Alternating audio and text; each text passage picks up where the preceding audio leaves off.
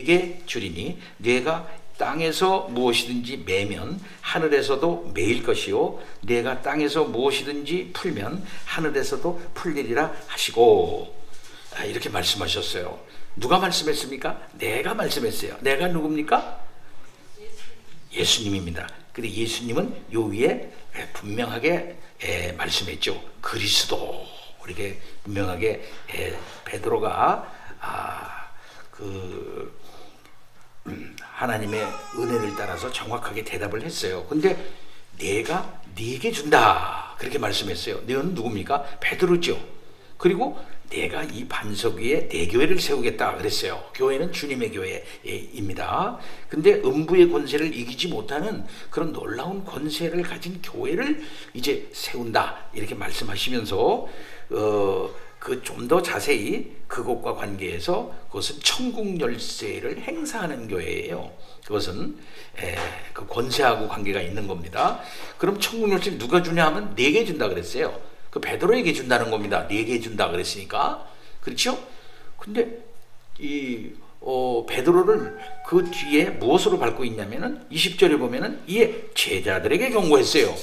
그러면 베드로에게 경고하면 되는데 제자들에게 경고를 했단 말입니다. 그렇죠? 그러면 여기 네게 줄 때 받은 이 베드로는 제자들과 같이 있는 사람들이죠. 제자들의 무리예요. 그러니까 결국 제자들에게 준 겁니다. 그런데 천주교에서 누구에게 준 거라고 말하고 있어요? 베드로에게 준 거다, 이렇게 얘기를 하고, 베드로를 이제 로마의 주교라, 일대 주교라 생각하고 일대 교황으로 생각을 하면서 여기서 교황의 그 권위를 얘기하고 있는 걸 볼 수 있어요. 근데 우리는 그게 아니고 여기 네개 준대 할 때 이 네 개는 누구냐면 사도들에게 주는 겁니다. 사도들에게, 이 사도들에게 권세를 주는 거예요. 이 권세는 결국 무엇이냐 할 것 같으면 복음 전파를 통해서 주의 놀라운 능력을 행사할 수 있는 복음 전파, 진리의 능력입니다. 그 능력을 행사할 수 있는 권세를 준다, 이런 얘기입니다. 복음이 전파되면 무슨 일이 일어납니까? 받아들이는 자는 천국이요 받아들이지 않는 자는 지옥입니다. 그러니까 복음 전파 행위는 어떤 면에서 보면 심판 행위라고 말할 수 있어요. 구원이 결과되어지는 것으로서 심판과 구원이 갈리는 겁니다. 그러니까 복음 전파는 굉장히 심각한 사건이에요. 그 복음 전파를 통해 가지고 진리의 능력을 나타내는 거거든요.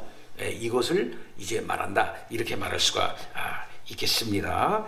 자, 이것이 천주교 해석과 우리 개혁교회의 해석의 이 부분에 가서 이제 갈리는 그런 부분입니다. 자, 그러면 우리가 이 스코틀랜드 종교개혁과 언약도에 대해서 생각하려고 하는 이유는 무언가요? 저는 몇 가지를 정리해 봤습니다. 우리 신앙의 뿌리를 확인해야 할 필요가 있기 때문에 그렇습니다. 우리 자신의 신앙을 점검하기 위해서 그렇습니다. 스코틀랜드 장로교회는 장로교회의 고향이다, 이렇게 말할 수가 있어요.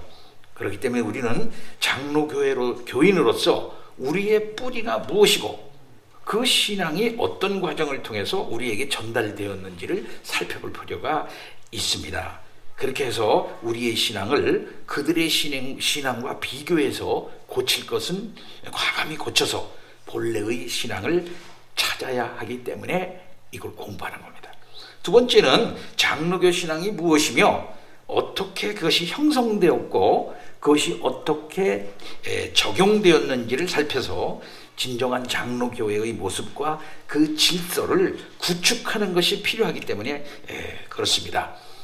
우리가 이제 앞으로 살펴보겠습니다만은 스코틀랜드 종교개혁사는 교회의 진정한 주인은 누구냐 하는 싸움입니다. 그리고 그 진정한 주인을 가려내서 그것을 실제 교회의 현장에 교회의 정치와 질서로 구현해 내려고 했던 그러한 갈등 가운데서 이제 종교 개혁이 이루어지고 있는 것을 보여주고 있습니다.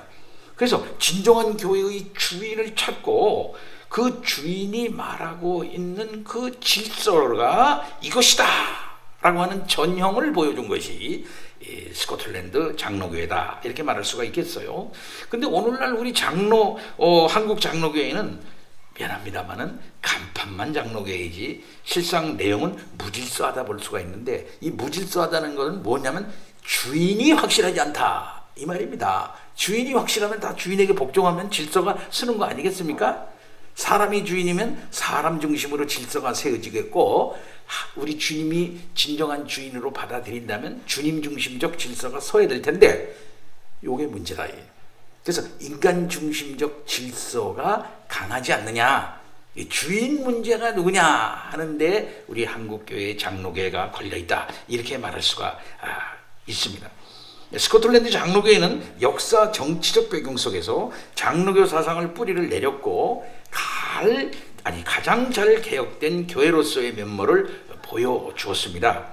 그러면서 우리는 그럼 그게 뭔가, 그 교회에서 내린 진정한 장로교적 질서가 무언가 하는 것을 우리가 살펴봄으로써 오늘날 우리 장로교 질서를 다시 한번 반성해 봐야 하겠다 해서 공부하는 겁니다. 세 번째, 현실적인 고난과 역경 속에서 성도들이 어떤 자세와 정신으로 신앙을 지킬 것인가 하는 것을 우리는 스코틀랜드 언약도의 신앙에서 해답을 얻을 수가 있을 것입니다.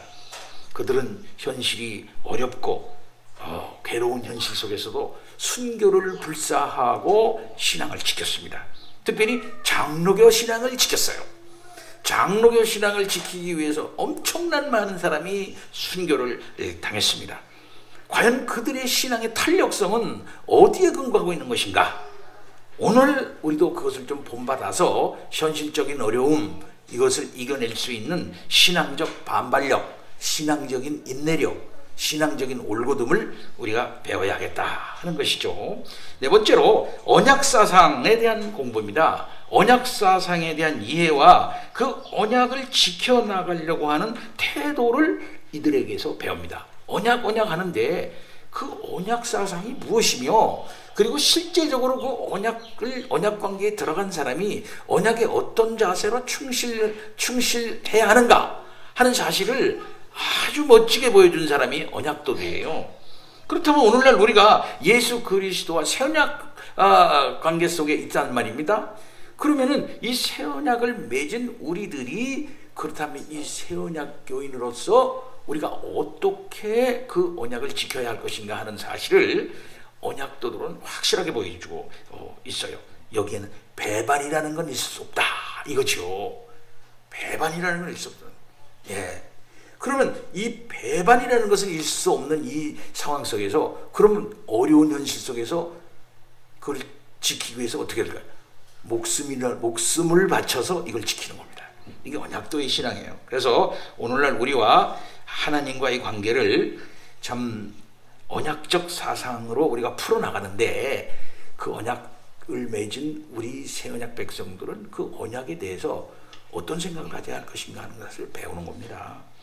그 다음에 국가와 교회의 관계입니다. 다섯 번째가 국가와 교회의 관계를 어떻게 생각하는 것인가 하는 문제가 늘 그 당시 있어 왔는데, 오늘날의 국가와 교회를 지배하려고 하는 충돌이 여기저기서 발생하고 있는데, 그 중에 대표적으로 발생하는 데는 어디냐면 중국입니다. 중국 상황하고 당시 스코틀랜드 상황하고 거의 비슷한 상황으로 가고 있다, 저는 생각을 해요. 나라에서 인정하는 교회만 교회고 인정하지 않는 교회는 파괴하려고 하고 있단 말입니다. 그런 거. 그리고 꼭 중국이 아니라 한달치라도 오늘날 우리나라의 현실과 여러 가지 그 독재적 상황 가운데서 벌어지는 것을 우리가 어떻게 인식해야 할 것인가 하는 이러한 것들도 이 언약도의 사고방식, 국가와 교회와의 상관관계 속에서 충분히 우리가 배울 수가 있게 되는 것입니다.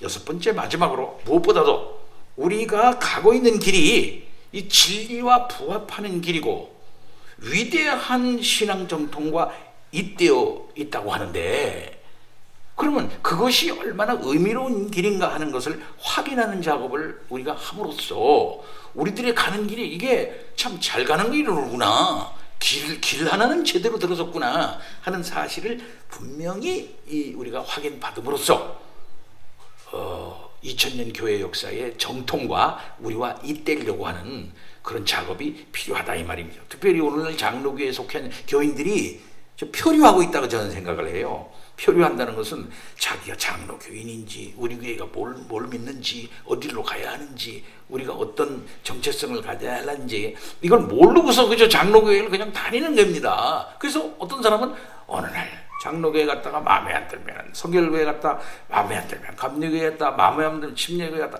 평생 동안 교파를 계속 바꿔가면서 신앙생활 해나가는 그런 사람이 많이 있어요. 제 친구도 그래요. 네. 그래서 제가 충고합니다. 죽을 땐 장로교인으로 죽어라. 제가 그렇게 충고를 합니다. 자, 이런 면에서 오늘날 장로교인들은 자기가 믿고 따르는 장로교의 근본신앙과 또 그 근본신앙을 표현하면서 나아가고 구조적으로 그것을 어떻게 이루어 나갈 것인가 하는 교회 정치적인 질서가 무엇인지를 확실히 알고 장로교회를 이루어야만 장로교회 교인이 되는 겁니다.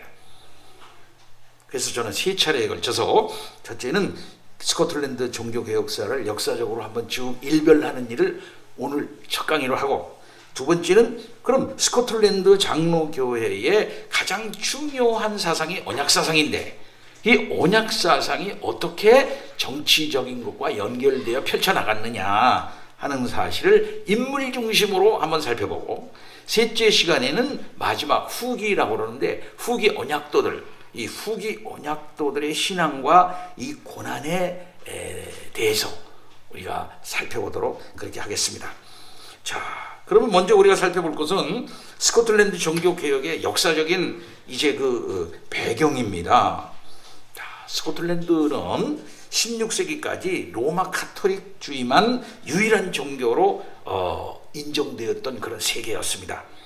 또한 그 시대는 오늘날 우리가 말하는 식의 교회와 이 국가의 분리와 같은 개념은 이제 없었던 그런 시대였어요. 그러나 16세기와 이제 17세기의 험난한 투쟁을 거쳐서 스코틀랜드에는 지금까지 아주 세계에서 유일한 장로교 국가로 우뚝 서게 됐습니다. 장로교 국가다. 어디다? 그럼 스코틀랜드예요.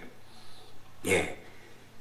이 변혁의 중심에는 중요한 인물이 있었습니다. 그 중요한 인물들이 누구냐면은 전기 후기로 나눌 수가 있는데 전기의 존 락스, 그 다음에 그의 후계자 앤드루 멜빌, 그 다음에는 웨스트민스터 신앙 고백에 적극적인 영향을 끼쳤던 스코틀랜드의 대표 목사들, 그리고 그 이후에 이제 후기 언약도로 나오는데 후기 언약도라고 얘기되어 줄 수 있는 사무엘 러더퍼드, 조지 길리시피, 그 다음에는 실제적으로 현실 속에서 고난과 맞서 싸웠던 위대한 순교를 했던 도널드 카길이라든지 알렉산더 페이든이라든지 그 다음에는 아주 이런 제임스 거슬이라든지 이런 훌륭한 한둘이 아니에요. 이런 훌륭한 후기 언약도들의 언약도 그 목사님들의 위대한 그 사역과 그 인격과 그들의 교회가 있는 것입니다. 그래서 이것을 우리가 이제 살펴보려고 하는 거죠. 자, 그럼 스코틀랜드 종교개혁의 역사적 배경을 살펴보면은 이 먼저 종교개혁의 전야입니다. 종교개혁의 전에는 그럼 무슨 일이 있었느냐? 스코틀랜드에 스코틀랜드는 비교적 아주 그 종교개혁이 이 스위스나 그다음에 잉글랜드나 독일보다는 불리한 환경 속에 있어요. 우리가 그 목사님 스코틀랜드가 어디에요? 몰라요. 그런 사람이 있지 않겠습니까? 스코틀랜드는 지금의 영국 있죠. 영국의 북부 지방이에요. 브리튼이라고 하는 큰 섬, 그레이트 브리튼이 그 섬입니다. 섬이 그냥 그레이트 브리튼이라고 그래요. 그냥. 그래서 대영 제국이라는 말은 이게 안 맞는 말이에요. 대영 제국이라는 말은 그냥 그 섬 자체가 그레이트 브리튼입니다. 그럼 그 섬 그 위에 밑에는 런던이 있는데 런던 있잖아요. 지금 영국에 런던 있는데 거기가 잉글랜드라는 데고 그 북부 지방이 그 스코틀랜드예요. 그 여러분 스코틀랜드 보면 에딘버러니 세인트 앤드루스니 글라스고니 이런 얘기 들어보셨죠? 에버딘이니 그런 도시 있는 데가 스코틀랜드예요. 스코틀랜드. 여러분 유명한 007의 첫 번째 007 나온 그 멋있는 아저씨, 요즘 나중에 머리 벗어서 멋진 거 않지만 젊었을 때 엄청 멋있는 사람이 있어요. 이름 뭐죠 그 사람이? 007 첫 번째에 나온 사람. 예? 젊은 사람 모르나? 제일 첫 번째 주인공. 예? 목사님이 제일 젊으셨어요. 저 말고 그때 007 주인공으로 나온 그냥 첫 번째 사람. 그 양반이 스코틀랜드 사람이에요. 근데 스코틀랜드 사람인데, 션 코넬리 아닙니까? 션 코넬리가 스코틀랜드 사람이에요. 근데 션 코넬리에 대해서 영국 여왕이 지금 엘리자베스 2세거든요. 지금 영국에서는 엘리자베스 2세고 고전에 엘리자베스 1세가 있어요. 종교계가 중요한 사람입니다. 성공회를 확립시킨 사람이 엘리자베스 1세인데, 근데 엘리자베스 2세가 당신은 스코틀랜드 사람이지만 내가 이 나이트, 그러니까 그 기사를 내가 주겠어. 그러니까 처음에는 션 코넬리가 싫다고 그런 거야. 싫습니다. 스코틀랜드 사람인데 말이야. 나는 잉글랜드 여왕한테 이거 자기를 나 받지 않겠습니다. 처음에 그랬어요. 근데 시간이 지나서 가서 이제 잉글랜드 왕이죠. 잉글랜드 왕한테 칼 가지고서 어깨를 탁, 영화에 그래, 양쪽 어깨를 칼 그러면서 무릎을 딱 여왕 밑에서 무릎을 꿇고 그렇게 이제 자기를 받았지요. 그래서 션 코넬리 경위입니다. 예, 그 사람이 스코틀랜드 사람이에요. 그 다음에 그 스코틀랜드가 있고 그 옆에 잉글랜드 옆에 뭐가 있습니까? 웨일즈가 있어요.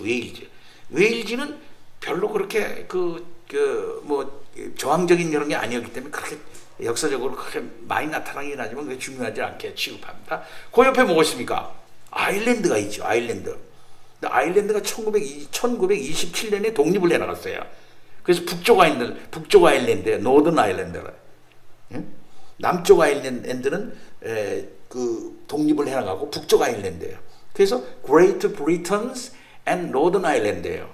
이게 유나이티드 킹덤이라 그래요. 그 영국이에요. 그러니까 영국의 세 개죠. 잉글랜드, 스코틀랜드, 노던 아일랜드. 이게 저희가 합쳐져 가지고 유나이티드 킹덤이 된 거예요. 그것이 이제 스코틀랜드입니다. 자, 그런데 이 스코틀랜드가 이 북쪽에 있으니까 이 대륙의 기운이 조금 늦게 온 거예요. 그래서 이 종교개혁이 조금 늦게 일어났던 것입니다. 우리가 알다시피 1517년에 독일의 루터가 비텐베르그 성당에다가 문의 95개조의 반박문을 게시함으로써 종교개혁이 전 유럽에 노도와 같이 확산되지 않았습니까? 그리고 칼빈이 기독교 강요 초판본을 1536년에 이게 냈어요.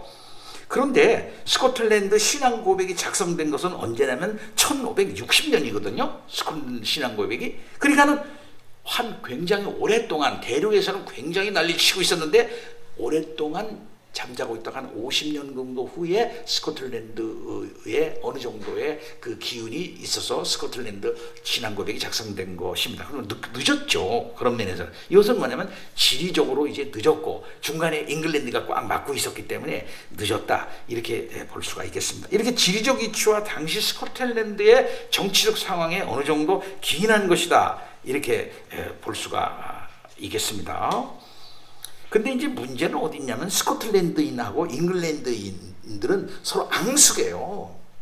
영화 여러분 브레이브 하트라고 하는 영화 보셨지 않습니까? 멜 깁슨이 마지막에 죽으면서 프리덤 하고 죽잖아요. 그때 웰레스가 싸운 게 그 사람이 하고 있었던 성이 스털링 성이라고 하는 성인데 그 성이 굉장히 스코틀랜드 사람들에게 애국심이 반영되어져 있는 굉장한 성이 웰리스가 그것까지 지키던 그 성입니다. 그 웰리스는 그 사람은 실제적인 인물이었어요. 그만큼 스코틀랜드는 잉글랜드 사람을 안 좋아해요. 제가 영국에서 한번 여행을 하는 기억이 있었는데 영국에 거기서 있었는데 어떤 할머니가 나한테 싸우는 거야. 할머니가 나한테 그래. 저 옆집에 스코틀랜드 사람이 산대. 스코틀랜드 사람이. 스코틀랜드. 그러면서 스코틀랜드 사람한테 얘기하면서 이렇게 얘기해요. 할머니가, 영국 할머니 그 특유의 폼 있잖아.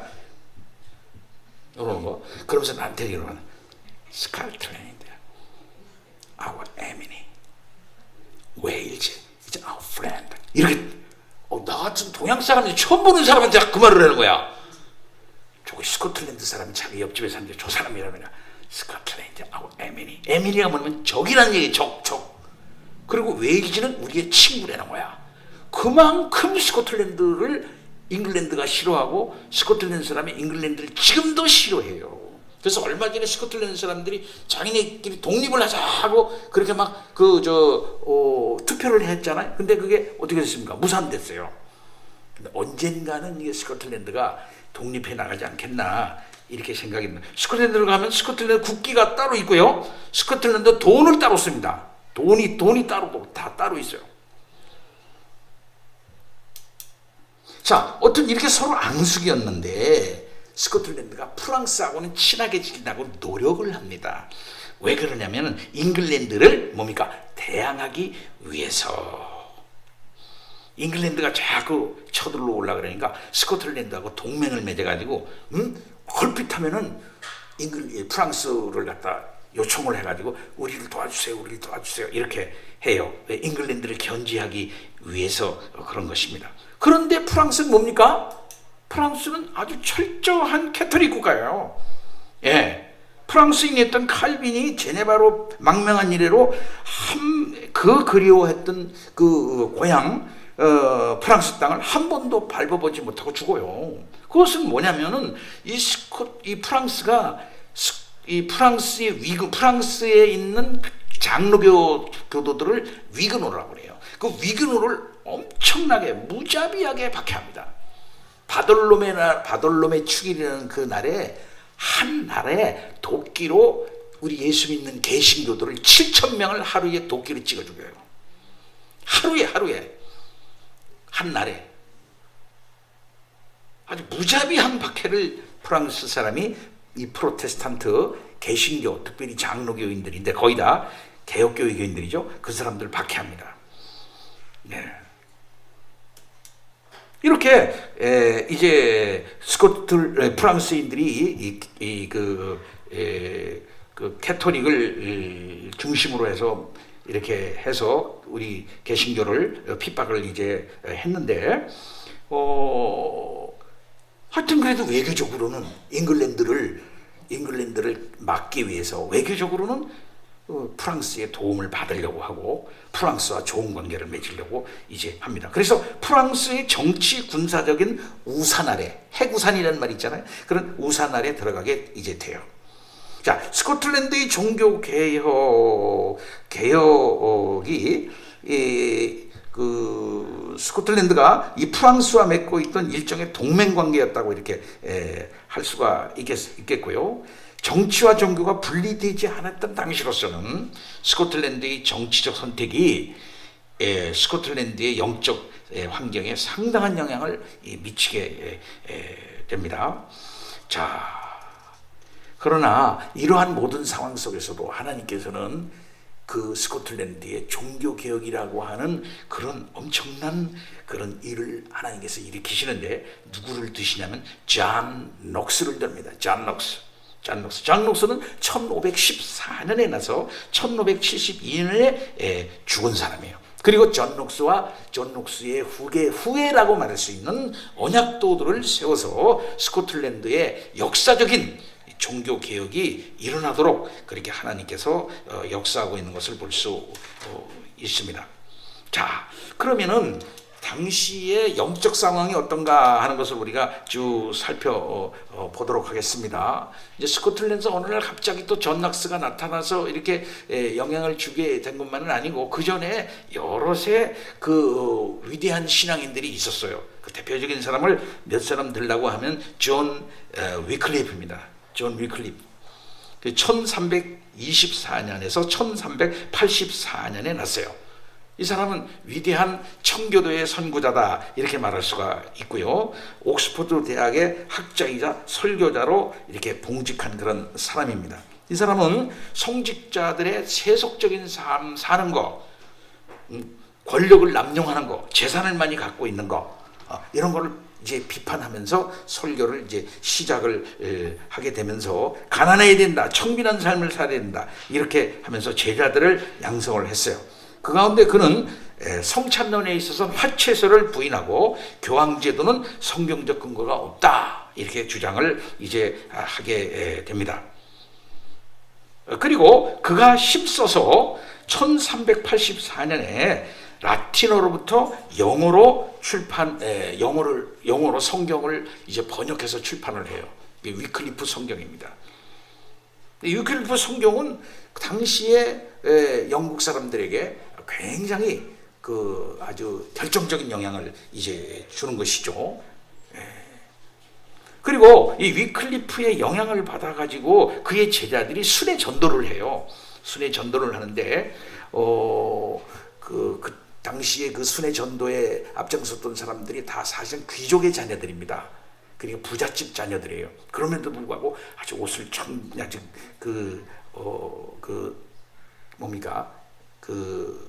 이렇게 간단하게 입고 이렇게 다니면서 복음을 이제 전파하는데, 이 사람들이 다니면서 계속 찬송도 부르고 성경도 외고, 그러니까 이 사람들을 중얼거리는 사람, 수다쟁이들 해서 롤라드라고 하는 말은 중얼거린다, 이런 활언어예요.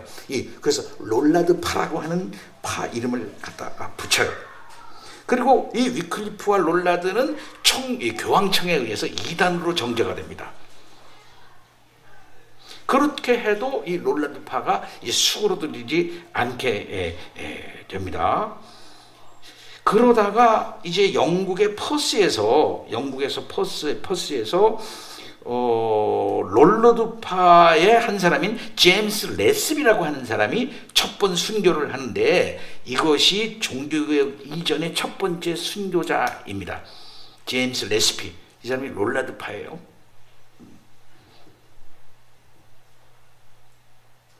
그 다음에 이제 후스파와 롤라드파가 서로 간에 다 연결이 되어 있는데, 후스파는 누구냐면 체코의 개혁자예요. 루터가 일어나기 100년 전에 체코에서 이제 후스가 일어났는데, 거기서 또 후스도 거기서 이제 화형을 당합니다. 근데 이 후스파 사상과 그 다음에는 롤라드파의 사상이 서로 서로 교류를 해요, 교류. 그 다음에 거기에 아까 얘기한 존 위클리프가 있다면은 이제 또 틴데일이라고 하는 사람이 또 나옵니다. 틴데일도 성경을 또 번역을 해요. 신약 성경. 이것이 스코틀랜드 지역에 쫙 유포가 되어집니다. 이렇게 롤라드파와 후스파에 의해서 개혁적 신앙이 스코틀랜드 전역에 퍼져나가던 시대였던 것입니다. 그런 다음에 이제 루터가 일어나고 칼빈이 일어나요. 대륙에서. 그래서 루터와 칼빈의 글이 이제 스코틀랜드에 들어오게 되고, 또 루터와 칼빈한테 배운 사람들이 그 종교 개혁을 표현한 그 서적을 가지고 이제 스코틀랜드로 들어와 가지고 스코틀랜드가 개혁 사상이 쭉 퍼지게 되었던 것을 볼 수 있습니다. 스코틀랜드에는 일찌감치요 유명한 대학들이 있죠. 다른 대학들보다도 굉장히 센 대학인데, 세인트 앤드루스, 굉장한 대학이에요. 어느 대학보다도 센 대학입니다. 네. 그 다음에 에딘버러, 그 다음에 글라스고, 이런 당시만 해서도 결코 이 대륙의 다른 대학보다도 학문적인 실력이 떨어지지 않는 아주 고급한 그런 어떤 대학이 있었는데, 여기에 있는 학자들과 학생들이 루터와 칼빈, 또 대륙에서 공부한 이 신진 머리 좋은 학자, 실력 있는 학자의 영향을 이제 받게 되어지는 겁니다. 거기에 이제 두 사람이 나타나는데, 두 사람의 순교자가 있는데, 해밀턴과 이제 조지 위샤드라고 하는 사람이 이제 일어나게 됩니다. 패트릭 해밀턴이 귀족 가문의 아주 총명한 학생인데, 이 사람이 파리 대학에서 유학 갔다가 그곳에서 마르틴 루터의 글을 접하고 종교개혁의 이신칭 교리를 거기서 접하게 돼요. 그리고 거기 신부가 됩니다. 그 다음에 그는 신부이면서도 이신칭의 교리를 가르쳐요. 그러다가 스코틀랜드에 와가서 그것을 전하면서 당시에 비튼이라고 하는 제임스 비튼이라고 하는 이게 주교한테 걸려가지고서 6개월 온지 6개월 만에 걸려가지고서 사형을 당해. 당시 아시겠습니다만은 이단들은 화형을 시킵니다. 왜 그러냐면 영혼도 그냥 불태워버려야 된다 이게야. 그래도 종교 재판해가지고 너는 사형이야 하면 무조건 다 화형해요 사실은. 근데 이 사람이 몇 살 때 죽냐면 24살 때 죽어요. 24살 때. 너무나 아깝지 않습니까? 24살에.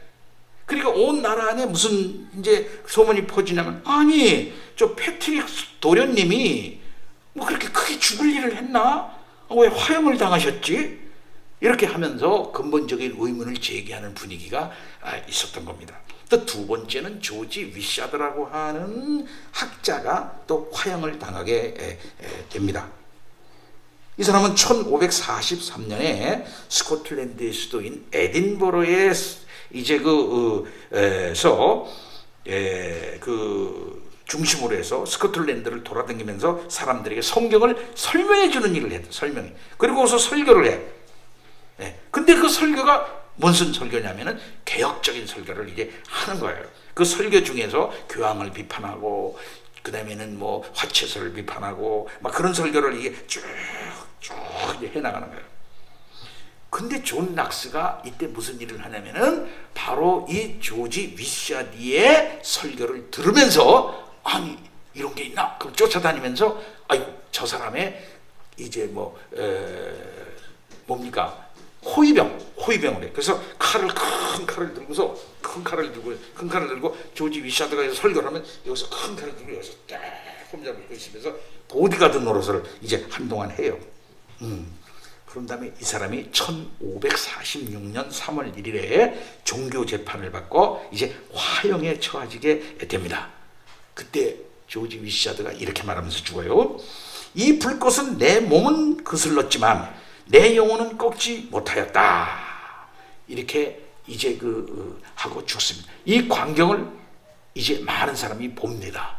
그리고 죽기 전에 조지 위샤드는 존 낙스한테 말이야. 너는 빨리 도망가라. 당신도 지금 수배당하고 당신도 할 수 있으니까 빨리 도망가. 같이 죽으니까 안 돼. 그래서 그 자리는 존 낙스가 피하지만은 그때 그렇게 해서 조지 위샤드는 죽어요. 이 사람이 죽으니까 많은 사람이 그 죽는 모습을 봐요. 아니 저렇게 고상한 사람이 저렇게 많은 사람들 앞에서 저렇게 죽어가는 이유가 뭔가? 죽을 때도 저렇게 멋지게 이렇게 신령하게 죽는 이유가 뭔가 있는 게 아니냐 하면서 많은 사람이 조지 위샤드에 했던 그 설교와 그것을 이제 하게 됩니다. 그런 다음에 이제 무슨 일이 생기냐면은 조지 위샤드를 죽인 이 사람에 대해서 이제 안 되겠다 싶어가지고 비튼 주교를 그 성난 관정들이죠. 그 마음이 뜨거운 관정들이 비튼이 있는 그 에딘버러 성에 들어가가지고 그 사람을 밤에 그 비튼 주교를 갖다가 죽여버려요. 그리고 거기서 나오지를 않아. 한동안.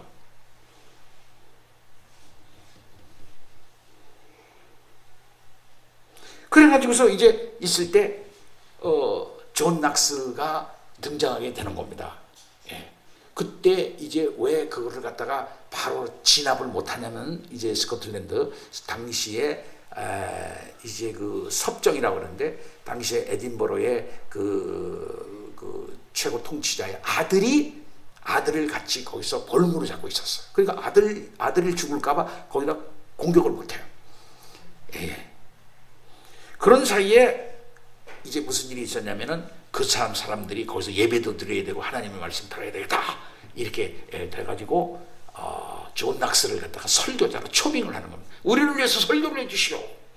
우리를 위해서 설교 사역을 해주시오. 라고 당신은 위샤드를 같이 다녔고 에딘버러 대학을 나왔고 당신도 일단 다 사제서품을 받은 사람이니까 우리를 위해서 설교해달라 이렇게 설교자로서 거기서 불러요. 그 이 사람 밤새 고민합니다. 그러다 그는 결심을 하고 설교를 거기서 시작함으로써 존 낙스가 드디어 그 성에 들어가 바로 그 안에 있는 사람들을 설교를 하는데, 그 안에 이제 혼자만 있는 것이 그 죽인 사람 15명 정도인데, 그 사람만이 아니라 그렇게 하고 나니까 많은 사람이 모여. 에딘버러의 교수들, 뭐 학자들, 막 거기에 참 이게 그것이 옳다고 생각하는 사람 많이 모였을 거 아니야. 그 사람들한테 존 낙스가 드디어 그 불같은 설교를 거기서부터 이제 시작함으로써 그의 설교 사역을 시작을 하고 종교개혁의 지도자로서 이제 설교를 시작을 하게 되는 겁니다. 그는 설교를 말이죠, 제일 먼저 다니엘서 7장 24절로부터 25절을 설교하면서 로만 캐톨릭을 적그리스도라고 얘기를 합니다. 그리고 교황도, 연옥도, 죽은 자를 위한 기도도, 성자들이요, 뭐 이게 유명한 사람들 있잖아요. 그 죽은 사람들 죽여도 그거 다 없어야 된다. 그런 사람들. 이렇게 해서 많은 사람들에게 강력한 반천주교적 설교, 그리고 개혁 신앙을 전파하게 됩니다. 그러나 그 사람들 그냥 내버려두지 않겠죠. 스코틀랜드 이 사람들이 프랑스 사람들한테 이제 연락을 해야 돼. 우리를 좀 구해달라. 그래가지고 프랑스에서 군대가 와가지고 함대 20척의 프랑스 함대가 와가지고서 포를 그냥 그 성에다가 쏴버리는 거야. 에딘버러 성에다가 그냥 쏴버리니까 뭐 감당이 안 돼. 그래서 존 낙스도 거기서 잡혀가지고 나와가지고 19개월 동안 포로로 잡혔는데 뭘 했냐면 갈리선이라고 그래. 이 갈리선은 노 젓는 거 있잖아요. 큰 배가 있어. 밑에 가면 이순신 장군 그때 막 노 젓는 것처럼 밑에서 막 노 젓 막 이렇게 싸움하잖아요. 그러면 죽으나 사나 계속 노 젓는 거야. 노 젓는 일을 노예로 잡혀가지고 19개월 동안 노 젓는데 거기서 엄청난 고생을 해요. 노예로서 발에 쇠사슬을 딱 묶여요. 그런 다음에 거기서 하루 종일 19개월 동안 고생을 합니다. 많은 사람이 거기서 죽어요. 녹시도 거기서 죽을 뻔했습니다만 거기서 어떻게 살아나옵니다. 당시 잉글랜드의 왕이 개신교도들에게 호의적이었던 관계로 당시 에드워드 6세였습니다. 그때 또 토마스 크레머라는 그런 또 그 사람이 있었는데, 그 사람도 유명한 학자고 그랬는데 에딘버러의 캔터베리 대주교를 했던 사람이죠. 성공에는 그 캔터베리 대주교라고 그래요. 그 캔터베리 대주교까지 올랐던 사람인데 나중에 순교당해요. 그 사람이 존 낙스를 거기서 살려준 거예요. 그래가지고 영국 북부에 있는 어떤 성에 가서 설교자로 하게 하고, 나중에는 에드워드 6세의 궁중 목사로 임명까지 해주면서 개혁자로서의 영향력을 거기서 확보하게 돼요. 오히려 잉글랜드에서 유명하게 돼요. 그러면서 이제 나중에 이제 스코틀랜드로 가게 됩니다. 자, 1553년에 에드워드 6세는 말이죠, 영국입니다. 밑에 잉글랜드 16살의 어린 나이로 왕이 된 지 6년 만에 요절을 해요. 그 뒤에 그의 이복누이였던 메리가 왕위에 오르게 되는데, 이 이복누이인 메리는 누구냐면은 유명한 헨리 8세의 원래의 부인인 아라공의 여자 캐서린이 있잖아요. 아기 못 낳고 죽은 여자, 아기 못 낳고 이혼당한 여자, 그 여자의 딸이에요. 그러니까 자기 엄마가 그렇게 비참하게 헨리 8세한테 그렇게 무시를 당하고 국민들한테 무시를 당하고 이렇게 했잖아요. 그러니까 이 사람은 이 메리는 말이죠, 굉장히 아주 한이 있는 거야. 엄마가 캐토릭이고 그래 나도 캐토릭을 해야지 딱 이렇게 하고 있었던 철저한 캐토릭 교도였어요. 그러니까 복수심에 가득 차 있었던 거지. 예.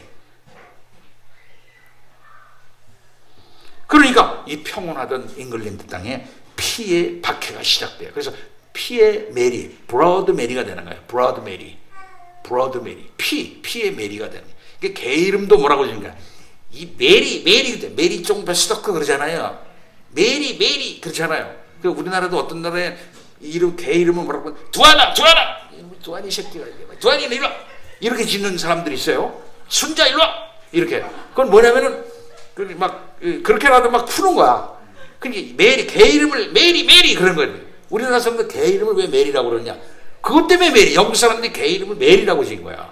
그 우리나라도 개는 다 메리인가 보다 그래서 메리라고 한 것뿐이에요. 그래서 메리가 많아. 자, 이렇게 해서 아주 굉장히 많은 영국의 청교도들이 이 메리에 의해서 박해를 받아서 이제 그 죽고 아이고 안 되겠다 도망가야지 해가지고 어디로 많이 도망가냐면은 영국에서 미국으로 막 이제 도망가는 거야. 이때 이제 우리가 알다시피 많은 청교도들이 다 도망가가지고 뉴 잉글랜드에다가 주로 회중교회를 많이 뉴 잉글랜드에다 이제 세우게 됩니다. 자, 그러니까 낙스도 도망가지 않을 수밖에 없었어요. 안 되겠다, 여기 있으면 죽겠다. 그래가지고 이 사람은 어디로 가느냐면은 유럽으로 가가지고 망명을 해. 어디로 가냐면 칼빈이 있는 이 제네베르로 찾아가요. 이게 1554년 2월입니다. 예. 그리고 거기에서 조금 있다가 독일 프랑크푸르트에 있는 영국 사람들이 와서 세운 사람, 잉글랜드 사람들이 많죠. 그 사람들이 세운 교회에서 개혁주의 예배를 가지고 설교를 예배 지도를 하는데 그 중에 반대파가 일어나가지고 안 되겠다 싶어 6개월 만에 그 교회도 사임을 해. 왜? 그건 영국 사람이 많아. 스코틀랜드 사람이 많은 게 아니라 영국 사람이 많고 또 영국 사람의 대표가 되는 사람이 자꾸 독서를 반대를 하니까 안 되겠다 해서 6개월 만에 사임을 하고 프랑크푸르트를 이제 떠나가지고 다시 제네바로 와요. 1555년 3월에요. 예. 그리고 비밀리에 1555년 9월에 스코틀랜드를 방문을 하고 에든버러를 중심으로 해서 7월까지 설교와 권면 사역을 이제 은밀하게 합니다. 그러던 중에 지금 스코틀랜드에 있어요. 있는데 또 제네바에 있는 영국인 피난민 교회에서 우리를 좀 와서 가르쳐달라. 우리를 와서 가르쳐달라. 그래서 스코틀랜드에 있는 낙스를 다시 좀 데리고 와서 우리 교회를 다스려달라, 가르쳐달라 청빙을 해요. 그래서 다시 제네바로 와. 그래가지고 약 2년 6개월 동안 1559년 1월까지 제네바에 있는 영국인 교회에서 약 200명의 피난민들을 돌보는 그런 목회를 합니다. 여기에서 이때 이 존 낙스는 칼빈과 깊은 교제를 하게 되고 칼빈한테 많은 걸 배웁니다. 거기서 칼빈의 예배 모범을 본받고 장로교 정치 체제를 직접 구현하고 있었던 제네바에서 이 낙스는 뭐라고 말하냐면 그 교회를 사도시대 이래로 가장 완전한 그리스도의 학교 제네바에서 장로교 정치 체제를 배우고 그것이 진정 성경적이다 하는 확신을 이제 가지게 됩니다. 그리고 나서 이제 장로교 신앙으로 단단히 무장을 한 스코틀랜드가 이제 존 넉스가 조국 스코틀랜드로 이제 가게 되는 것입니다. 1559년에 스코틀랜드로 돌아올 때만 해도 스코틀랜드는 종교개혁에 많은 과제를 안고 있었을 때였어요. 이때 이제 종교개혁을 이제 와서 그가 시행을 하게 되는데 여기에 세 가지 중요한 이제 문서를 이제 작성하게 됩니다. 이미 1559년에 스코틀랜드로 돌아오기 전에 스코틀랜드에서는 곳곳에 이 비밀교회가 세워져 있었어요. 그래서 이 비밀교회를 통해서 개혁신앙에 근거한 성경 공부와 예배를 드리기 위해서 지하교회처럼 이렇게 모이고 있었습니다. 숨어서 점조직 형태로 서로 연락망을 구축을 하면서 조직적이고 아주 연락이 잘 되는 조직력을 이미 가지고 있었던 그런 일이 이미 있었던 것입니다.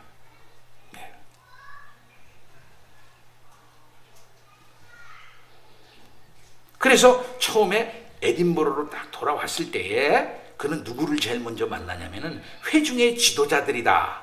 The Lords of the Congregation. 그러니까 로드라고 불러요. 저기를 이제 귀족들을 저기를 갖다가 영주이잖아. 자기 영주 귀족들을 갖다가 서로 로드라고 불러요. 로드. 우리도 예수님을 부를 때도 로드라고, 마이 로드 그러잖아. 마이 로드라고 부릅니다. 그다음에 여왕이나 그런 사람, 뭐 저스티, 아주 그 센 최고의 그런 걸로 보는데 이 로드라고 불러요. 근데 이 몇 명의 6명인가 7명 정도의 로드를 하고 같이 회의를 해가지고 언약을 맺는 거야. 우리는 어떻게든지 간에 개혁을 한다. 우리는 어떻게든지 장로교를 한다. 우리는 어떻게든지 이 스코틀랜드의 정상 천주교로부터 벗어나서 한다. 끝까지 싸운다. 우리는 서로 약속을 지킨다 하는 이런 언약을 맺는 거야. 우리가 알다시피 앞으로 뒤에 공부를 할 것이겠습니다만은 국민 언약이라고 하는 그 언약을 맺습니다. 근데 국민 언약의 기초가 되어 지금 맨 먼저 맺는 사람이 이 로드들과 이 녹스가 언약을 먼저 맺는 거, 이게 중요해요. 왜 그러냐면 당시 사회는 이런 귀족들이 뭐 협력 안 하면은, 협조를 안 하면 무슨 일이 안 돼요. 그래서 녹스는 먼저 귀족들을 딱 마음에 잡고 그것을 기초로 해가지고서 그 힘을 가지고서 이제 또 싸워나가는 그런 일을 이렇게 하는 겁니다. 근데 이것을 서약문을 써. 이 서약할 때 이렇게 합니다. 그 제목이 복음의 보존을 위한 거룩한 언약이라 이렇게 하고, 거기 이렇게 제가 한번 읽어드릴게요.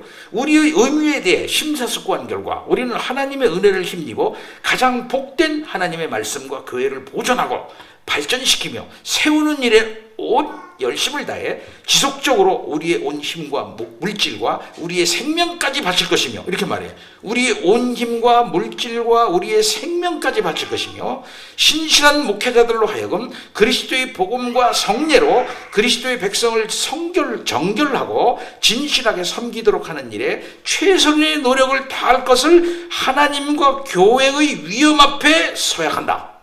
이거 맹세한다는 뜻이에요. 이렇게 딱 언약을 맺습니다. 그 사람들이. 요걸 지켜나가, 이 사람들이. 요걸 제1 언약이라고 그래요. 요거를 제1 스코틀랜드 언약이라 이렇게 부릅니다. 이것은 스코틀랜드 개혁파 교회가 가진 여러 언약들 가운데 가장 최초의 것이에요. 아주 중요한 겁니다. 근데 1559년에 낙스가 스코틀랜드에 돌아왔을 때예요. 스코틀랜드 교회의 상황이라는 것은 전반적으로 괜찮았지만은 문제는 뭐냐 할 것 같으면은 당시 스코틀랜드의 섭정인 기즈메리라고 하는 여자가 메리의 엄마인데, 이 사람이 스코틀랜드 왕실의 프랑스 왕실의 어무를 받으면서 여전히 친카톨릭 정책을 피고 있는 거예요. 예, 이게 문제였던 겁니다. 그러니까 왕실은 계속적으로 캐토릭 그리고 친프랑스 정책과 함께 친캐토릭 정책을 계속 쓰는 거예요. 그러니까 분노가 일어나지 분노가. 그래가지고 거기서 아까 얘기한 그런 언약을 맺은 사람들과 그렇게 해서 개혁교회를 세우려고 하는 사람들과 이 기즈메리가 자기네 왕실에서 계속 천주교 예배를 드리고 뭐 이것을 이렇게 해나가려는데 이게 충돌이 생겨요. 그래서 첫 번째 충돌이 생겼는데, 이 시민군과 이 귀족들과 시민이 하나가 됐잖아요. 귀족들과 시민이 하나 돼서, 그리고 기즈메리가 있고, 5천 명의 이 시민군이 일어나. 그래서 시민군이 에딘버러로 진군을 해요. 정부군은 약 4천 명 이런 정도. 거기에다 900명 정도의 프랑스 지원군이 출정을 해요. 이렇게 서로 대치를. 그래서 스코틀랜드는 전쟁의 소용돌이에 휘말리게 됩니다. 근데 참 불행하게도 1559년 11월 5일의 전투에서 이 훈련되지 않는 시민군이 크게 패배를 해요. 그래서 아까 얘기한 스털링성, 월레스의 그 스털링성, 그 유명한 스털링성으로 후퇴하라. 그러니까 이때가 스코틀랜드가 종교개혁이 성공하느냐 실패하느냐는 아주 기로에 서 있던 때예요. 이때 낙스는 어떤 정책을 했을까요? 야, 이거 어떡하면, 이 큰일 났네, 여기서 지면 안 되겠네 했을 때 밑에는 누구야? 잉글랜드죠. 잉글랜드 지금 누가 다스리고 있어요? 엘리자베스 1세가 다스리고 있어. 엘리자베스 1세에게 특사를 보냅니다. 우리를 도와달라. 예, 이 스코틀랜드 시민군을 도와달라. 근데 원래는 엘리자베스 1세는 국교도주의자입니다. 잉글랜드 교회, 잉글랜드 처치라고 그래요. 우리나라 말하면 성공회라고 그랬죠. 우리나라 말로 왜 성공회라고 그럴까요? 우리나라 와서 정년 때 잉글랜드 교회입니다, 잉글랜드 처치입니다 이렇게 붙여버리면 왜 한국에 왔는데 잉글랜드 교회를 해? 그러니까 번역을 성공회라고 번역을 한 거야. 이건 번역 잘못한 거예요. 예, 이 전문가들이 다 그렇게 얘기합니다. 무슨 성공회면 자기만 성공회야, 거룩한 공회라 이렇게 자기네들이 붙인 거거든요. 근데 이건 잉글랜드 처치야. 잉글랜드. 이 잉글랜드에 있는 엘리자베스 왕, 엘리자베스 1세. 근데 국교도죠. 국교도라고 하는 것은 잉글랜드 성공회라는 얘기입니다. 하여튼 이 스코틀랜드가 그 카톨릭 국가로 남아서 계속 프랑스와 연합전선을 구축하면은 말이지 잉글랜드도 좋지 않겠어? 하고 엘리자베스는 정치적으로 판단할 수 있지 않겠어요? 종교적으로 온 것보다도. 그래서 1만 명의 지원군을 보내줍니다. 그러니까 막 그 존 락슨 좋아가지고 주여 나에게 조국 스코틀랜드를 주시옵소서, 그렇지 않으면 죽음을 주시옵소서 이렇게 기도하고 있었던 때에